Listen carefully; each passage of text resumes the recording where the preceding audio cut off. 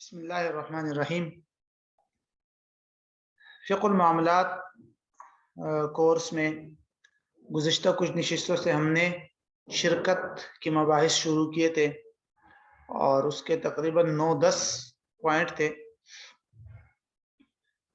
7 नुकात या 7 पॉइंट हमने पढ़ लिए थे शिरकत के। अब यहाँ से जो है वो शिरकत के पॉइंट नंबर 8 से शुरू करेंगे। 8, 9 और 10। पॉइंट नंबर 8 जो है वो है शरीक को अजीर बनाना, शरीक को मजदूरी पर रखना, किसी एक पार्टनर को।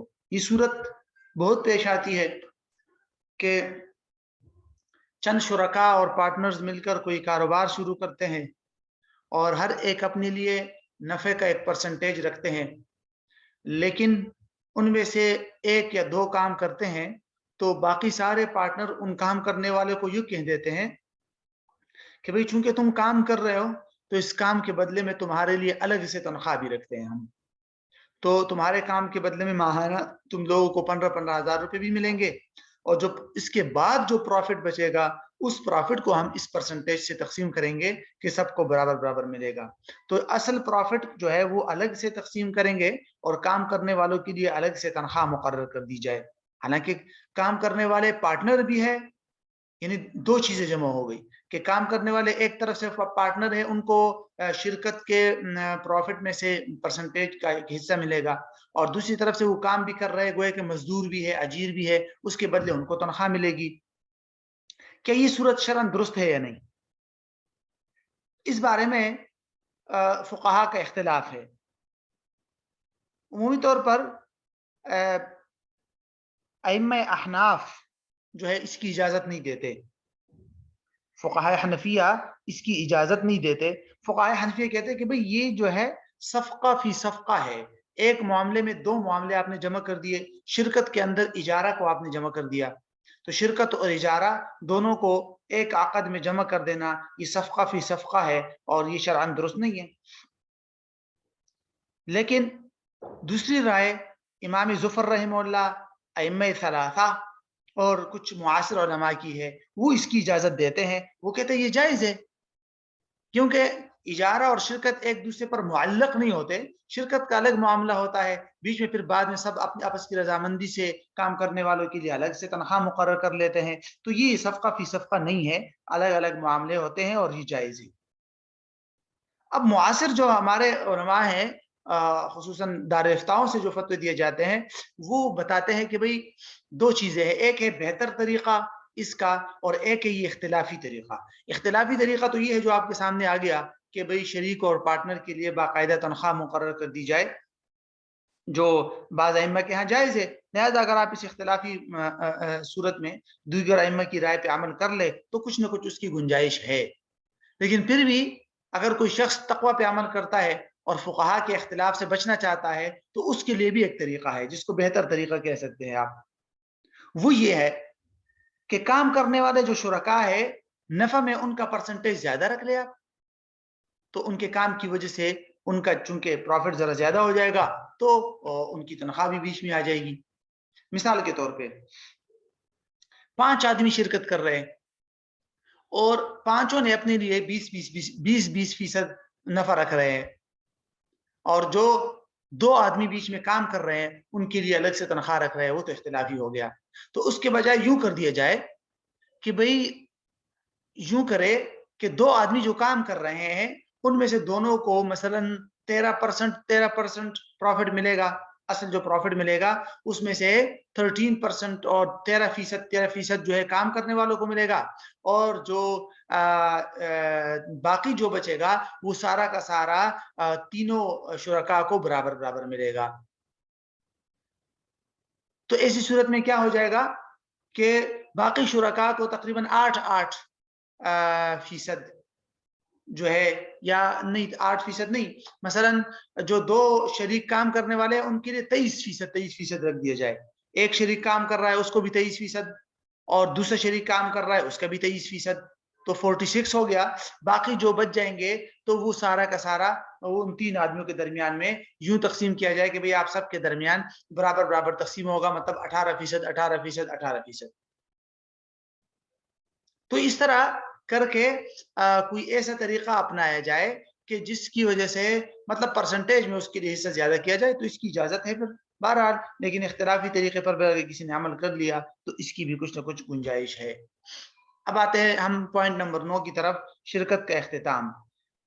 شرکت کا معاملہ کے ختم ہونے اور اختتام کی 3 صورتیں بنتی ہے.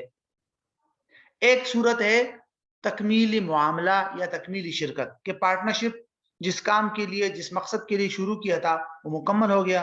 تو جب وہ مکمل ہو گیا بس شرکت کا معاملہ بھی ختم ہو گیا.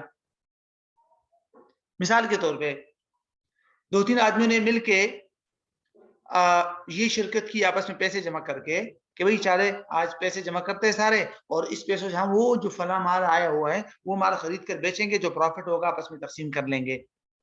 اب شرکت کا ایک مسلسل جاری شدہ کانٹریکٹ نہیں ہے, یہ صرف ایک کام کرنا ہے, وہ ہے فلاں مال خریدنا اس کو بیچ دینا بس. تو جیسے خریدا بیچ دیا, پروفٹ مل گیا, نقصان ہو گیا, جو بھی ہو گیا, بس شرکت ختم. ٹھیک ہے, تو جس کام اور جس مقصد کے لیے شرکت شروع کیا تھا وہ مکمل ہو گیا. دوسری صورت ہے فسخ کر دینا, کہ شرکا جو ہے وہ خود شرکت کا معاملہ کینسل کر دے, ختم کر دے, بھئی چلے آج سے ہم شرکت کا جو ہم نے کاروبار شروع کیا تھا وہ ختم, اور جو کچھ بھی ایسٹ اور سامان وغیرہ اور جو کچھ ہے وہ آپس میں تقسیم کرتے ہیں. تیسری صورت ہے غیر اختیاری طور پر شرکت کا ختم ہونا. مثلا کسی ایک شریک کا انتقال ہو گیا, اگر اس کے ورثاء اجازت دے دے تو علماء اس کی اجازت دیتے ہیں کہ شرکت برقرار رہے, لیکن ورثاء اگر اجازت نہیں دیتے تو پھر شرکت, وہ جو شریک کا انتقال ہوا ہے تو اس کا مال اس کو واپس کیا جائے گا, جو پروفٹ اس کا بنتا ہے وہ بھی اس کو دے دیا جائے گا اس کے ورثاء کو. بہرحال اس حد تک, اس ایک شریک کی حد تک شرکت کا معاملہ ختم ہو جائے. ان سب صورتوں کا ایک خلاصہ اور اصول بھی ذہن میں رکھ لے ساتھ آخر میں. ایک تو یہ کہ جب شرکت کا معاملہ ختم ہو جائے تو وہ جو اثاثہ جات ہے اور شرکت کے جو چیزیں ہیں اس کو کیسے تقسیم کریں گے آپس میں. تو اس کی ایک صورت تو یہ ہے کہ شرکت کے جتنے بھی کاروبار کی جتنی چیزیں ہیں, جتنے بھی وہ اموال اور ایسٹس ہیں, وہ سارے کے سارے کرنسی اور نقود کی شکل میں ہیں, تو اس کو تقسیم کرنا کوئی مشکل ہے ہی نہیں. سب سے پہلے سب کو ان کا اصل سرمایہ دے دیا جائے, اور پھر جتنا پروفٹ ہوا ہے جو شروع میں اصول طے کیا تھا اس اصول کے مطابق باقی سارا پروفٹ ہوگا, اس پروفٹ کو آپس میں تقسیم کر لے. اس میں کوئی دوسری بات ہے ہی نہیں. دوسری صورت یہ ہے کہ اثاثہ جات اور اثاثے جو ہیں وہ جامد شکل میں ہے, مشینریاں ہیں, مکانات ہیں, پلاٹس ہیں, کچھ سامان ہے, تو ایسی چیزیں ہیں. اب کیا کیا جائے گا؟ تو اس کی ایک صورت تو یہ ہے کہ اگر سب راضی ہو تو اس سامان کو بیچ کر اس کو جو ہے وہ سہولت اور نقد میں کرنسی میں تبدیل کرے, پھر کرنسی کو آپس میں تقسیم کر دے آپس میں. اور اگر شرکا راضی نہیں ہے اس چیز کے بیچنے پر, شرکا کہتے ہیں کہ نہیں بھائی اس کو آپ بیچ نہیں سکتے. کچھ شرکا مثلا 10 شرکا ہے پارٹنر, اس میں سے 5 ہی چاہتے ہیں کہ بھئی یہ شرکت کی جو سامان ہے, مشینری یا پلاٹس وغیرہ, اس کو بیچا نہ جائے, اس کو اسی شکل میں تقسیم کیا جائے. اور کچھ شرکا یہ چاہتے ہیں کہ نہیں, سارا مال بیچ کر کرنسی کی شکل میں چینج کر کے اس کرنسی کو آپس میں تقسیم کیا جائے. اگر اس طرح اختلاف ہو جائے تو ایسی صورت میں پھر جو شرکا یہ کہہ رہے ہیں کہ اسی شکل میں اور اسی جامد اثاثوں میں, پلاٹس وغیرہ کی شکل میں ہی اثاثہ جات کو تقسیم کیا جائے, انہی کی رائے کو اختیار کیا جائے گا. کیونکہ جب شرکت کا معاملہ ختم ہو گیا, اب ہر شریک اس میں حصہ دار ہے, اور گوئے کہ ایک قسم کی شرکت ملک ہے سب کی, تو اس لیے کوئی بھی شریک دوسرے کی رضامندی کے بغیر اس کا حصہ تو نہیں بیچ سکتا. تو اسی حالت میں اس کو تقسیم کریں گے, پلاٹس ہے, مشینریاں ہے, جو بھی ہے, تو اس کو باقاعدہ رضامندی سے اور خاص اصولوں کے مطابق آپس میں تقسیم کر لے, تو اسی طرح تقسیم کریں گے. یہ ہے یہ والا پوائنٹ. اسی طرح علماء نے یہ بھی اجازت دی ہے کہ اگر شروع میں معاہدہ کرتے ہوئے شرکت اور پارٹنرشپ کا ایگریمنٹ کرتے ہوئے باقاعدہ یہ شرط لگا دی جائے کہ بھئی جو بھی شریک پارٹنر شرکت اور کاروبار سے نکلنا چاہتا ہے وہ 2 مہینے پہلے نوٹس دے گا. ٹھیک ہے, اگر کسی نے نوٹس نہیں دیا تو بغیر نوٹس کے کوئی شریک نہیں نکل سکتا. اس کی بھی علماء نے اجازت دی ہے کہ یہ بھی جائز ہے، جائز شرط ہے. کیوں؟ اس لیے کہ اس شرط کی خلاف ورزی کی صورت میں شرکاء کو جو ہے تکلیف ہو سکتی ہے، نقصان ہو سکتا ہے دیگر شرکاء کو، کہ اچانک سے کوئی آ جائے اور کہے مجھے میرے پیسے دے دو میں نکل رہا ہوں. تو اس لیے علماء کہتے ہیں کہ اس کی اجازت. بہرحال یہ شرکت کے اختتام سے متعلق 2-3 باتیں تھیں. یہ کچھ ضابطے ہیں عمومی طور پر، اس سے زیادہ بھی ہے لیکن جو بڑے بڑے 2-3 ضابطے ہیں، حالانکہ اس کی تفصیلات آپ لوگوں نے پیچھے پڑھ لی ہے، لیکن پھر بھی یہ ضابطے ہیں. اس کا فائدہ یہ ہوتا ہے کہ انسان جو ہے وہ یہ ضابطہ بھی یاد کر لے تو اس کو بڑے اچھے اصول یاد میں ہو جاتے ہیں. مثال کے طور پر ایک ضابطہ یہ ہے کہ مطلق عقد الشرکہ یقتضی التسویہ، کہ جب شرکت کا عقد مطلق ہو تو وہ تسویہ اور برابری کا تقاضا کرتا ہے. مطلب اس کا یہ ہے کہ 2-3 شرکاء نے پارٹنرشپ شروع کر دی اور آپس میں انہوں نے اپنے پرسنٹیج مقرر نہیں کیا، ایسے ہی عقد شرکت کو پارٹنرشپ کو ایسے ہی کھلا چھوڑ دیا، کسی آپس میں پرسنٹیج نفع کا مقرر نہیں کیا، تو اس کا تقاضا کیا ہوگا؟ برابری کا، تسویہ، کہ سب کو برابر برابر نفع ملے گا. مثلا 5 ہے تو سب کو 20-20%، 10 ہے تو سب کو 10-10%، یعنی پروفٹ کا 10%. تو یہ ہے اصول. تو یہی ہے کہ شروع میں نفع طے کرنا ضروری ہے، لیکن اگر کسی وجہ سے طے نہ کر سکے اور ویسے ہی چھوڑ دیا، ٹھیک ہے، تو شرکت کا عقد جو ہے وہ فاسد نہیں ہوتا. اس کی وجہ سے ہاں یہ شریعت کے خلاف ہے، لیکن یہ ہے کہ شرکت کا معاملہ صحیح ہے، ٹھیک ہے، لیکن سب کو برابر برابر نفع ملے گا. یہ جس طرح ہوتا نہیں ہے نکاح وغیرہ میں کہ وہی ضرور یہ ہے کہ آپ تو مہر مقرر کر لے آپ، لیکن اگر مہر مقرر نہیں کیا تو وہاں پر پھر مہر مثل کو دیکھا جاتا ہے کہ بھئی عورت کے خاندان میں اس جیسی عورت کا کتنا جو ہے نفع مقرر کیا جاتا ہے، نفع نہیں سوری مہر، تو اس مہر کو دیا جائے گا. اچھا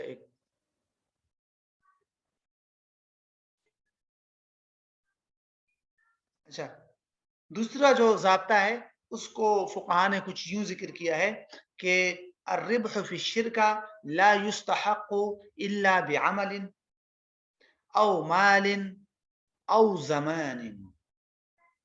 ٹھیک ہے، کہ شرکت کے اندر جو پروفٹ کا استحقاق انسان کو ملتا ہے، نفع کا انسان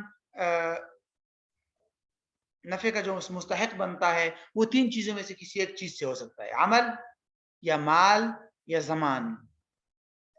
آسان الفاظ میں اگر آپ کہیں نا تو یہ شرکت کی جو قسمیں ہم نے پڑھی تھی نا، ان اقسام اور ٹائپس کی طرف اشارہ ہے، کیونکہ اس میں ایک صورت تھی نا شرکت الاعمال، سروسز میں جو شرکت کی جاتی ہے، تو اس کی طرف اشارہ کر دیا بعمل.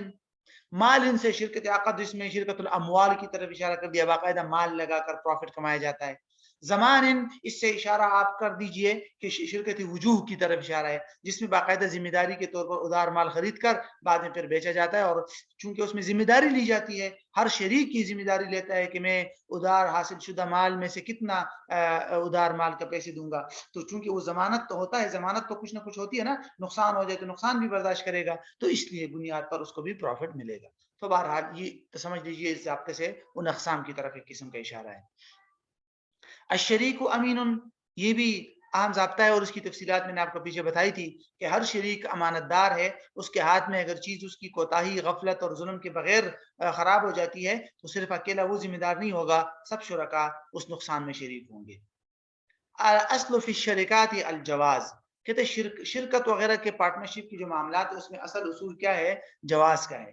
دیکھیے ایک بات ذہن میں رکھیے کہ آپ کو جو میں نے 4-5 قسمیں بتائی تھی نا شرکت کی، شرکت اباحت، شرکت ملک، شرکت عقد، پھر شرکت عقد کے نیچے شرکت الاعمال، اموال، وجوہ، وہ شرکت تقبل وغیرہ، وہ جو قسمیں میں نے آپ کو بتائی تھی، وہ ضروری نہیں ہے کہ شرکت کی صرف اور صرف وہی صورتیں ہوگی.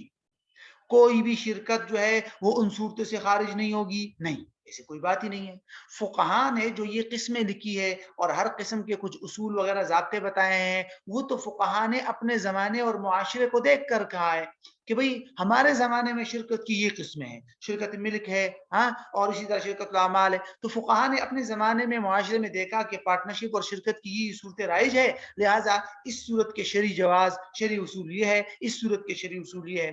تو بنیادی یہ ہے کہ آج کل اگر شرکت کی کوئی نئی صورت سامنے آتی ہے हाँ, और वो उन 5-6 किस्में जो हमने पढ़ी थी उनमें से किसी किस्म के तहत नहीं आती। लेकिन उसमें शरई उसूलों की खिलाफ वर्जी नहीं है। मसलन नफ़ा का जो बुनियादी उसूल है वो उसमें ठीक है, हाँ, नुकसान की जो बुनियादी शरीयत के उसूल है वो उसमें ठीक है, हाँ, तो फिर जायज़ है वो। मिसाल के तौर पर जॉइंट स्टॉक कंपनीज़ जो है, आजकल जो कंपनियाँ हैं, हाँ, इसको उलमा ने इसी बुनियाद पर इसकी इजाज़त दी है कि उसमें ठीक है, कुछ खराबियाँ हैं, उस खराबियों को अगर दूर किया जाए तो बज़ात खुद उसमें कोई शरई खराबी नहीं है। और उलमा ने लिखा है कि भई ये जो कंपनी है ये शिरकत की अक़साम में से किसी किस्म के तहत नहीं आती, ये शिरकत की एक जदीद सूरत है और इसलिए इसकी इजाज़त है, तो बज़ात खुद तो ये जायज़ है। हाँ, उसके बीच में अगर कोई नुकसान है, कोई कंपनी है वो सूद पर नफ़ा कमा रही है या लोगों से सूद पर रकमें ले रही है, तो उसके अलग इलाज मौजूद है, उसके अलग इस्लाहात मौजूद है, वो अलग चीज़ है। लेकिन बज़ात खुद जो बुनियादी स्ट्रक्चर है कंपनी का, उसमें ऐसी कोई बात नहीं है कि उसको हम नाजायज़ कहें। कारोबार का एक मामला है। खुद शरीयत ने कारोबार की सूरतें हमें नहीं बताई कि आप यूँ खरीदेंगे, यूँ फरोख्त करेंगे, नहीं। शरीयत ने बताया कि भई आप कोई भी सूरत इख्तियार करें, बस ये बड़े-बड़े ज़ाब्ते हैं, इनको मद्देनज़र रखना है। ठीक है? मसलन मौजूद चीज़ को बेचना है, हाँ? इसी तरह ममलूका चीज़ को बेचना है, ओनरशिप के बगैर नहीं बेचना। इसी तरह शिरकत में नफ़े का उसूल ये है और नुकसान का उसूल ये है कि फ़िक्स नफ़ा आप नहीं रख सकते, नुकसान सब अपने उसके परसेंटेज के हिसाब से बर्दाश्त करेंगे, वगैरह-वगैरह। तो ये जो बड़े-बड़े उसूल हैं, उनको मद्देनज़र रखना है बस।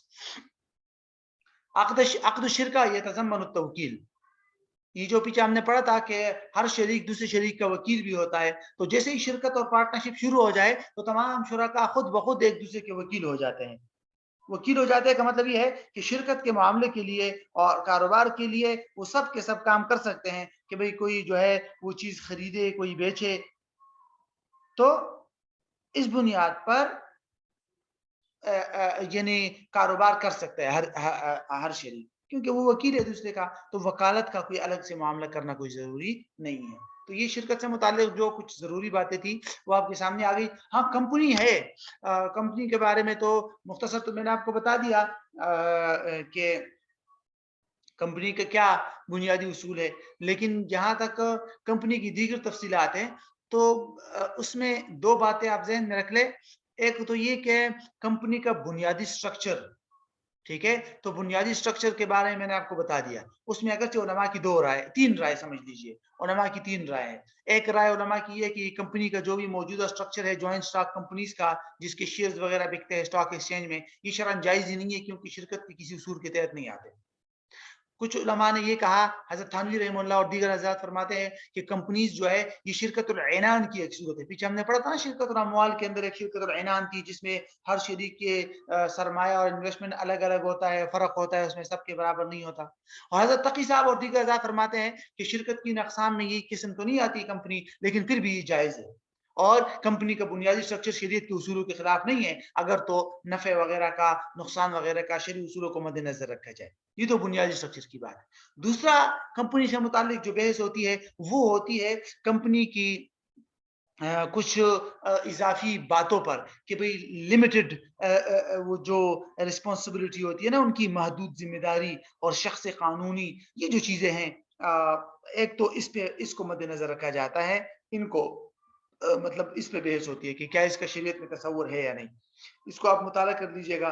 आखिरी जो बात है कंपनी से मुताल्लिक जो सबसे ज़रूरी है, उसकी कोई मतलब बाकी दोनों बातों की इतनी तफ़सील की ज़रूरत नहीं होती। कंपनी का बुनियादी तसव्वुर और फिर कंपनी के जो कंपनी से रिलेटेड 2-3 मसाइल है, शख़्स क़ानूनी है मतलब लीगल पर्सनैलिटी वग़ैरह, वो चीज़ें तो मशहूर मारूफ़ है, हर किताब में आपको मिल जाएगी।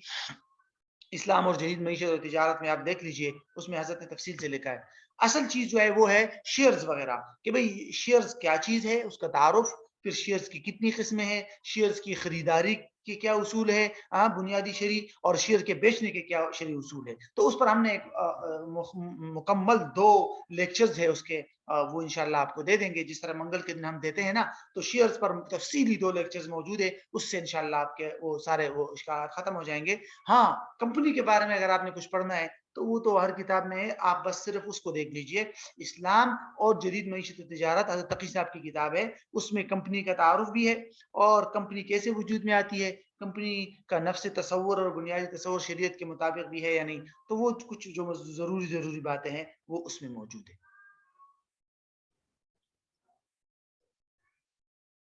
تو فقہ معاملات کورس میں اب تک جو ہمارے 4 موضوعات ہو گئے، اس میں شروع میں ایک تعارفی موضوع تھا، دوسرے نمبر پر خرید و فروخت کے نہیں شروع میں مطلب ہاں تعارفی موضوع ہی تھا، پھر اس کے بعد خرید و فروخت کا بنیادی موضوع تھا، پھر اس کے بعد جو ہے وہ شرکت کا بھی موضوع ہو گیا، تو یہ تقریباً 5واں موضوع ہے ہمارے پاس. یعنی اس میں کچھ ہم نے یہ بھی پڑھا تھا نا کہ معاملات کے مسائل وغیرہ وہ کیسے حل کیا جائے، اور اسی طرح بلکہ پہلا موضوع تھا فقہ اور معاملات کا تعارف، دوسرا بیوع خرید و فروخت کا، پھر تیسرا ہمارے پاس تھا ربا یا سود کا، چوتھا شرکت کا ہو گیا، اور 5واں جو ہے یہ مزاربت ہے. تو مزاربت کی جو بنیادی تفصیلات ہے شرکت سے ملتی جلتی ہے، لیکن اس کو یہاں دیکھ لیجئے 3 پوائنٹ یہ ہے آپ کے سامنے: مزاربت کا تعارف، مزاربت کا ثبوت، مزاربت کی قسمیں. 3 باتیں ہو گئی. اور تقریباً یہ دیکھیے چوتھی بات ہے، اس مزاربت کے اندر سرمایہ کے کیا اصول ہے، اخراجات کی تفصیل، نفع و نقصان کے اصول. پھر نمبر 7 پہ مزاربت فاسدہ کا حکم، نمبر 8 پہ مزارب کی مختلف حیثیتیں. ٹھیک ہے، اچھا یہ 9 ہونا چاہیے، میں نے 10 لکھ دیا، چلے کوئی بات نہیں. تو یہ ہے شرکت اور مزاربت کا اجتماع یا مزاربت مشترکہ، یہ 2 کچھ جدید صورتیں ہیں. پھر توقیتی مزاربت بڑا اہم ایک سوال ہے، اور اس کو بھی دیکھیں گے، یہ بھی معاصر صورتوں میں آتی ہے. مزاربت کے اختتام ہو جائے گا، اور مزاربت کے عمومی ضوابط. اچھا یہ 14 اور 10 یہ تو ایک ساتھ ہو گیا، اس کو میں دوبارہ ٹھیک کروں گا، ذرا جلدی میں اس کو کیا تھا کچھ. اچھا تو نمبر 14 والے کو چھوڑ دیجئے، یہ اور یہ تقریباً ایک ہی ہے. تو بہرحال مزاربت کے عمومی ضوابط یہاں تک ہے، تقریباً 12 پوائنٹ ہے، یہ 9 یہ 10 ہے، یہ 11 اور یہ 12. اس کو دیکھ لیتے ہیں، اور اتنی زیادہ مشکل نہیں ہے، 1-2 کلاسز میں اس کو کوشش کریں گے مکمل ہو جائے. اس کے بعد انشاءاللہ پھر ہمارے پاس ایک اجارہ رہتا ہے، اجارہ ذرا تفصیلی ہے، اور کرایہ داری. اور پھر ہمارے پاس ایک مزارعات رہے گا، زمین کسی کو بٹائی پہ دینا نا، مزارعات.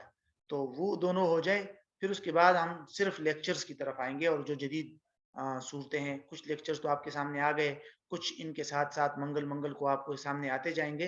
اور جب یہ سارے موضوعات مزارعات تک ختم ہو جائیں گے تو مزارعات کے بعد پھر سارے کے سارے لیکچر ہی لیکچر ہوں گے وہ جو جدید موضوعات ہیں اس کے.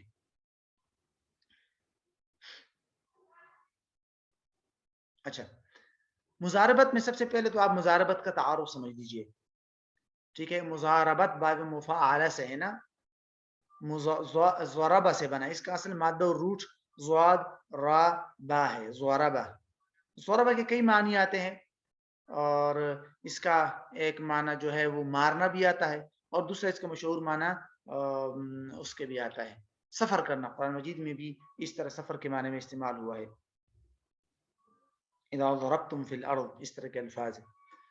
چونکہ مزاربت میں بھی کوئی ایک پارٹی جو ہے وہ سفر کرتی رہتی ہے مزاربت وغیرہ کاروبار کے لیے، اس لیے اس کو بھی یہ نام دیا گیا ہے. مزاربت کی تعریف کیا ہے؟ یہ بھی سمجھ لیجیے شرکت ہی کی ایک قسم ہے، پارٹنرشپ ہی کی ایک قسم ہے، لیکن فقہاء اس کا تذکرہ الگ کرتے ہیں. ٹھیک ہے، تو اس کی تعریف یوں کی جاتی ہے عربی میں کہ ان یکون رأس المال من طرف والعمل من الطرف الآخر. یہ اس کی تعریف کی جاتی ہے، ان یکون رأس المال من طرف والعمل من طرف آخر. کیا مطلب ہے اس کا؟ کہ ایسا پارٹنرشپ، ایسا معاملہ جس میں مال ایک طرف سے ہوتا ہے اور عمل دوسرے کی طرف سے، اس کو کہتے ہیں مزاربت. ٹھیک ہے، تو مزاربت اور شرکت میں بنیادی فرق آپ کو سمجھ آ گیا ہوگا کہ شرکت میں تمام شرکاء کی طرف سے مال بھی ہوتا ہے، خصوصاً شرکت الاموال میں، اور شرکت الاعمال میں کوئی مال ہی نہیں ہوتا، اس میں تو باقاعدہ کام کیا جاتا ہے، سارے کام کرتے ہیں. تو بہرحال مزاربت ایک خاص صورت ہے جو پچھلی شرکت کی کسی بھی صورت میں نہیں آتی. وہ یہ ہے کہ 2 پارٹی ہے، ایک پارٹی صرف انویسٹمنٹ کر رہی ہے، صرف رقم لگا رہی ہے، کام وام نہیں کرے گی، اور دوسری جو پارٹی ہے وہ صرف عمل کرے گی، کام کرے گی. ٹھیک ہے، اور پہلے والے کو انویسٹمنٹ کی وجہ سے پروفٹ ملے گا، اور دوسرے والے کو کام کی وجہ سے پروفٹ ملے گا، پروفٹ میں خاص پرسنٹیج ملے گا. تو اس کو کہتے ہیں مزاربت کے اندر جو سرمایہ ہوتا ہے اس کو اسی طرح شرکت کی طرح رأس المال کہتے ہیں، اور اس میں جو انویسٹر ہوتا ہے پیسے دینے والا اس کو بھی شرکت کی طرح رب المال کہتے ہیں. البتہ کام کرنے والے کو مضارب کہتے ہیں. مضارب. اچھا، اب اس میں مضاربت کو بعض فقہی کتابوں میں حنفیہ تو صرف اس کو مضاربت ہی کا نام دیتے ہیں، لیکن دیگر فقہی کتابوں میں اگر آپ غور کریں گے، فقہاء حنابلہ، فقہاء شافعیہ، تو ان کی فقہی کتابوں میں اصطلاحات کا کچھ فرق ہوتا ہے. یہ بڑی اہم بات ہے، اس کو ذہن میں رکھیے گا. یہ کچھ اصطلاحات کا فرق ہوتا ہے. مثلا دیگر ائمہ کی کتابوں کو آپ دیکھیں گے، اس میں مضاربت کا لفظ آپ کو ملے گا ہی نہیں. آپ فہرست تلاش کرتے جائیں گے، یار مضاربت کا باب ہی نہیں مل رہا، میں تو مضاربت تلاش کر رہا ہوں، آپ کو نہیں ملے گا. وہاں آپ مختلف ہوتی ہے. وہاں آپ نے قراض کا لفظ ڈھونڈنا ہے، قاف را ضاد الف ضاد، قاف پر زیر، قراض. تو قراض کو بھی مضاربت کے مفہوم کے لیے یوز کیا جاتا ہے. اسی طرح معاملہ، علامہ ابن قدامہ کی المغنی آپ اٹھائیں گے تو وہاں معاملہ کا لفظ بھی آپ کو ملے گا، معاملہ. تو معاملہ کو مضاربت کے مفہوم کے معنی میں لیتے ہیں. تو یہ بڑا ضروری ہوتا ہے. یہ جو اصطلاحات کا فرق ہے نا، لوگ تو سمجھتے ہیں کہ اصطلاحات آسان ہے، لیکن یہ جو مختلف ائمہ کے درمیان اصطلاحات کا فرق، اس پر کوئی خاص کام بھی نہیں ہوا. یہ بڑا ایک اہم میدان ہے کہ فقہ کے اندر مختلف ائمہ کے اصطلاحات کا آپس میں اختلاف، اور اس کے پس منظر کہ کیوں یہ اختلاف ہوا ہے، یہ بڑا ضروری ہے. یہ جو ابھی میں 3 سے روزہ ورکشاپ تیار کر رہا ہوں، تقریباً ہو گیا مکمل، جس کا ابھی ہم نے اعلان کیا ہے نا، ایک دو کل رات کو، گزشتہ رات کو، تحقیقی فقہ میں تحقیقی مقالہ نگاری. اس میں یہ بھی ایک میں نے نقطہ بڑھایا ہے کہ بھئی آپ نے فقہ میں مقالہ لکھنا ہے تو آپ نے دیگر اصول بھی وہاں میں نے لکھے ہیں، لیکن یہ بھی پوائنٹ ہے کہ آپ نے اس جو اپنا موضوع ہے، اس اپنے موضوع سے متعلق تمام اصطلاحات کو سب سے پہلے سمجھنا ضروری ہے، کہ آپ سمجھے کہ میرا جو موضوع ہے اس سے متعلق حنفیہ کے ہاں یہ اصطلاحات رائج ہے، شافعیہ کے ہاں یہ اصطلاحات ہے. تو اس اصطلاحات کو آپ سمجھیں گے تب آپ کو رسائی ہوگی ان کی عبارات تک، ان مختلف ائمہ کی کتب کے اندر آپ کے متعلقہ موضوع تک. اگر آپ کو پتہ ہی نہیں ہے کہ مضاربت کو حنابلہ کیا کہتے ہیں اور دیگر ائمہ کیا کہتے ہیں، مضاربت تلاش کرتے جائے، پھر ایک مہینہ آپ کے لگ جائے گا. تو آپ نے پہلے دیکھنا ہے کہ یہ مضاربت ایک اصطلاح ہے، قراض ایک اصطلاح ہے، معاملہ ایک اصطلاح ہے. تو اصطلاحات کی پہچان مختلف ائمہ، تو یہ بڑا ایک اہم اصول ہے، اس کو بھی وہاں میں نے نوٹ کیا ہے. بہرحال دوسرا، چلے یہ تو ایک پوائنٹ ہو گیا. اور اس میں یہ بھی ذہن میں رکھیے گا کہ مضاربت میں یہ ضروری نہیں ہے کہ بس انویسٹر ایک ہوگا، عمل کرنے والا ایک ہوگا، نہیں، زیادہ ہو سکتے ہیں. مثلا انویسٹر ایک ہو، کام کرنے والا ایک ہو، یہ بھی جائز ہے. انویسٹر ایک سے زیادہ ہے، کام کرنے والا ایک ہے، یہ بھی جائز ہے. 50 آدمی نے ایک آدمی کو پیسے دیے ہوئے وہ کام کر رہا ہے، ٹھیک ہے جی. یا پیسے دینے والا ایک ہے، کام کرنے والے 10 ہے، یہ بھی جائز ہے، ٹھیک ہے. لیکن سب کو ایک دوسرے کو بتانا ضروری ہے. اور معاملہ یعنی کہ ایسا نہیں ہے کہ پیسے ایک نے دیے اور ایک نے لیے، اور جس سے پیسے لیے تو اس کو پتہ ہی نہیں ہے، آگے کام والے نے 10 آدمی پہ تقسیم کر کے اس کو الگ الگ پروفٹ رکھا. بہرحال وہ الگ صورت ہے، ایگریمنٹ کے اندر ہی یہ بات بتانا ضروری ہوتا ہے. تو بہرحال یہ تو مضاربت کا تعارف ہے.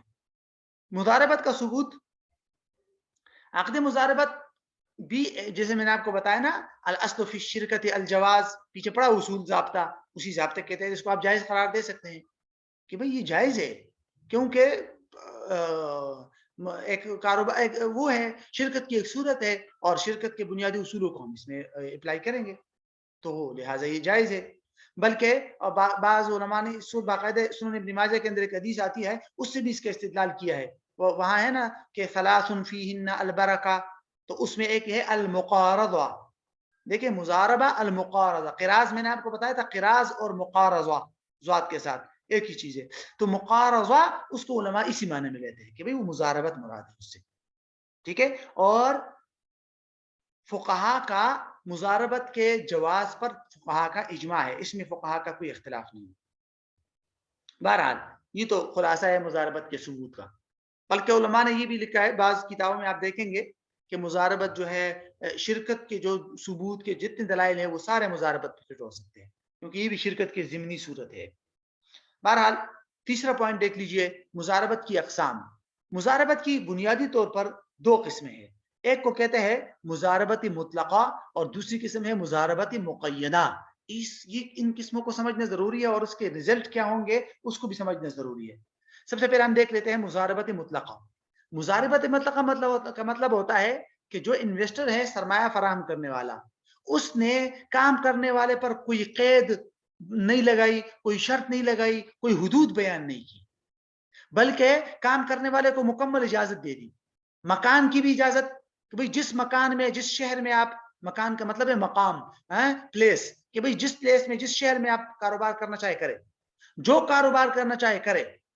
نہ کاروبار متعین کیا, نہ شہر اور مقام متعین کیا, نہ عمل متعین کیا, نہ کوئی اور شرائط لگائی. اس کو کہتے ہیں مضاربت مطلقہ. تو اس قسم میں کیا ہوتا ہے کہ جو کام کرنے والا ہوتا ہے اس کو کھلی آزادی ہوتی ہے کہ وہ کوئی بھی معاملہ کرنا چاہے تو کر سکتا ہے. ٹھیک ہے, کوئی بھی کاروبار کرنا چاہے کر سکتا ہے جو کام کرنے والا ہے, کیونکہ اس کو کھلی اجازت دی ہے انویسٹر نے, یہ پیسے دے لو, کوئی بھی کام کرو, کہاں جہاں بھی کرنے کرو بس, اور جو پروفٹ ہوگا آپس میں تقسیم کریں گے. لیکن پھر بھی فقہا فرماتے ہیں کہ مضاربت مطلقہ میں دو باتیں پھر بھی ذہن میں رکھنا ضروری ہے. ایک کہ ٹھیک ہے مضاربت کو کھلی چھوٹ, مضارب یا عمل کرنے والے کو کھلی آزادی اور چھوٹ تو ہے, لیکن وہ پھر بھی کاروبار کی مصلحت کا خیال رکھے گا اور جو بھی نفع بخش کاروبار ہو وہی پر پیسے لگائے گا. اگر اس نے جان بوجھ کر ایسی جگہ پیسے لگائے کہ جس میں یقین تھا, سب کو پتا تھا کہ یہاں نقصان ہی نقصان ہے, تو ایسی صورت میں اس کی اجازت نہیں ہے. ٹھیک ہے. اور دوسری بات کہ مارکیٹ کے عرف, دوسری بات مضاربت مطلقہ میں یہ ہے کہ مارکیٹ کے عرف کو بھی مد نظر رکھنا ہے. مارکیٹ کے عرف کے خلاف کام نہیں کرے گا. مطلب میں نے یہاں اسلام آباد میں کسی کے ساتھ مضاربت کا معاملہ کیا, تو اسلام آباد کا جو عرف ہوگا تو اس عرف کے مطابق ہی وہ آدمی کام کرے گا. ایسا نہیں ہے کہ یہاں کے عرف میں کوئی ایسا کام, وہ مضارب یا کام کرنے والا ایسا کام کرے جو یہاں ہوتا ہی نہیں ہے. ٹھیک ہے, تو عرف کے خلاف کام نہیں کرے گا. جس جگہ وہ کام کر رہا ہے وہاں کے عرف کو مد نظر رکھے گا تاکہ کاروبار میں نقصان نہ ہو. تو یہ دو بڑی اہم باتیں ہیں جو آپ کو مل جائے گی معایر شرعیہ کے اندر. علماء نے اس کی بڑی اہم یہ دو نقطے بیان کی. بہرحال دوسری قسم ہے مضاربت مقیدہ. مضارب مقیدہ کا مطلب کیا ہوتا ہے کہ سرمایہ فراہم کرنے والے نے کوئی خاص کاروبار کی شرط لگا دی, بھئی تم نے یہ کاروبار کرنا ہے, کوئی اور کاروبار نہیں کرنا. یا مقام کی شرط لگا دی, بھئی تم نے صرف اسلام آباد کے شہر میں کام کرنا ہے, یہاں سے باہر نہیں جاؤ. یا وقت کو خاص کر دیا کہ بھئی تم نے صرف جمعے کے دن کام کرنا ہے اور کسی دن کام نہیں کرو گے. کوئی بھی انویسٹر نے کسی بھی قسم کی شرائط, حدود وغیرہ بیان کر دی تو بس یہ مضاربت مقیدہ ہو جائے گی کہ بھئی تم صرف کپڑے کا کاروبار کرو گے, تم شہر سے باہر کاروبار نہیں کرو گے. بہرحال تو ایسی پابندیوں اور ایسی شرائط کے مطابق عمل کرنا ضروری ہوگا. مضاربت کے لیے یہ جائز نہیں ہے کہ ان شرائط اور ان پابندیوں کی خلاف ورزی کرے. اگر مضارب نے اور کام کرنے والوں نے اس پابندی اور اس شرائط کی خلاف ورزی کر دی اور خلاف ورزی کی وجہ سے نقصان ہو گیا, سارا نقصان مضارب پر ڈالیں گے. سارا کا سارا نقصان کس پر ڈالیں گے؟ مضارب پر. کیوں؟ شرائط کی خلاف ورزی کی ہے تم نے. ٹھیک ہے, تو اس کو کہتے ہیں مضاربت مقیدہ. اچھا, سرمایہ کے اصول یہ ذرا لمبا ہے کیونکہ یہاں کچھ دیکھنا, کچھ اہم پوائنٹ ہے, اور چلے آگے والے انشاءاللہ اس کو کل سے دیکھ لیں گے. ابھی کسی کے ذہن میں کوئی سوال ہو تو وہ کر لیجئے, کیونکہ یہ آگے سرمایہ کے اصول شروع کر دیے, درمیان میں روکیں گے تو وہ پھر